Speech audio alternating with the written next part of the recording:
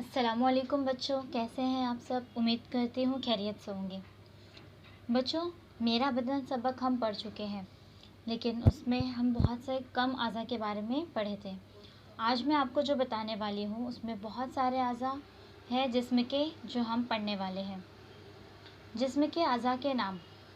आज हम क्या पढ़ने वाले हैं? जिस्म के अज़ा के नाम। देखिए, ये सारी जगह खाली हैं, तो क्या आप बता सकते हैं कि इसे क्या कहते हैं?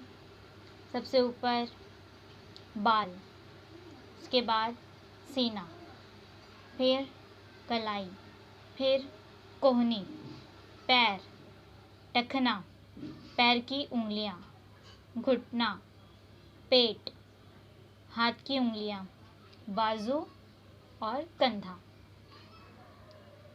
तो आपके लिए यहाँ पर देखिए पूरा लिखा हुआ है और आप इसे गौर से देखेंगे और इसे याद करेंगे, ताकि जब भी आपसे कोई पूछे तो आप आसानी के साथ जवाब दे सकें।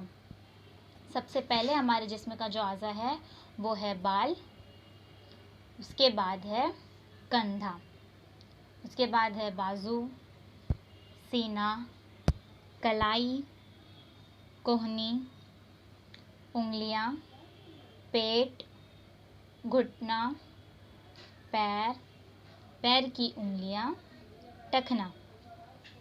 देखो, आप अच्छी तरह से देख सकते हैं, यहाँ पर आपको अच्छी तरह से समझाने के लिए एरो भी बना है और दायरा भी बना हुआ है, ताकि आप आसानी के साथ समझ सकें।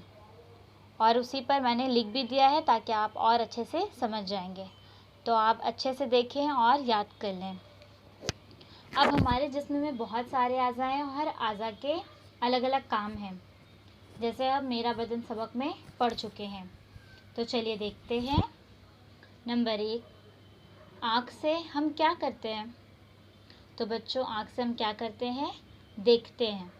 किसी भी चीज़ को देखने का काम आँख से होता है। किससे होता है? आँख से। नंबर 2, कान से हम सुनते हैं। कान से क्या काम होता है बच्चों? सुनने का, किसी भी चीज़ को सुनने का। कान से हम सुनते हैं। नंबर 3, हाथ से हम क्या करते हैं बच्चों? हाथ से हम लिखते हैं। हाथ से हम किसी भी चीज़ को उठाकर यहाँ से वहाँ रखते हैं, है ना?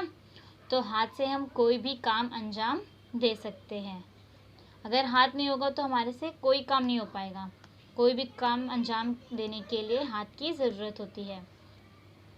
तो बच्चों, जिस तरह से मैंने आपको नंबर 1 आँख, नंबर 2 कान और नंबर 3 हाथ, मैंने ये 3 मिसाल आपको दी हूँ, उसी तरह से आप भी किसी एक अज़ा के इस्तेमाल लिखेंगे। उम्मीद है कि आप लिख लेंगे, क्योंकि मैंने आपको बहुत अच्छे से बता दिया है। शुक्रिया। अल्लाह हाफ़िज़। Please subscribe the channel and press the bell icon.